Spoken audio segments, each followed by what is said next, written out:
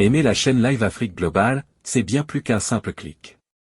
C'est aider YouTube à mieux diffuser nos contenus, pour que des milliers d'autres personnes en profitent aussi. Et devine quoi? C'est totalement gratuit. Vous ne payez rien, mais vous faites toute la différence.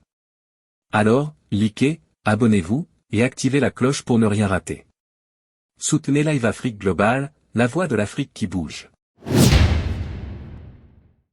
Forg Gnassingbé, une figure décriée, un échec aux ambitions régionales. Dans un contexte où l'Afrique est en quête de solutions durables à ses multiples crises politiques et sécuritaires, le choix des médiateurs devrait faire l'objet d'une attention rigoureuse.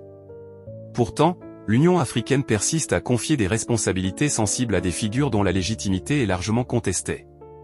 C'est le cas de Forg Gnassingbé, président du Togo, désigné pour jouer un rôle de médiateur dans la crise opposant l'Alliance des États du Sahel, AES, à la CEDEAO. Un choix qui soulève de nombreuses interrogations et critiques. Depuis son accession au pouvoir en 2005, Forg Gnassingbé peine à instaurer un climat de paix et de confiance dans son propre pays. Son régime est régulièrement accusé de violation des droits humains, d'atteinte à la liberté d'expression et de répression violente de l'opposition. Le Togo reste profondément divisé, et les tentatives de dialogue politique n'ont jamais abouti à un réel consensus national. Le plus récent exemple de cette gouvernance autoritaire est l'adoption controversée d'un projet de 5e République, voté dans la discrétion la plus totale, sans consultation populaire et en violation des procédures légales établies. Cette manœuvre a davantage accentué la fracture politique au sein de la nation togolaise, suscitant indignation et rejet au sein de la population et de la société civile. Dans ce contexte, comment comprendre que Forg Gnassingbé soit proposé comme médiateur régional, alors même qu'il est perçu par beaucoup comme l'un des chefs d'État les plus clivants de la sous-région? Loin d'unir, il divise. Loin d'apaiser, il attise la méfiance.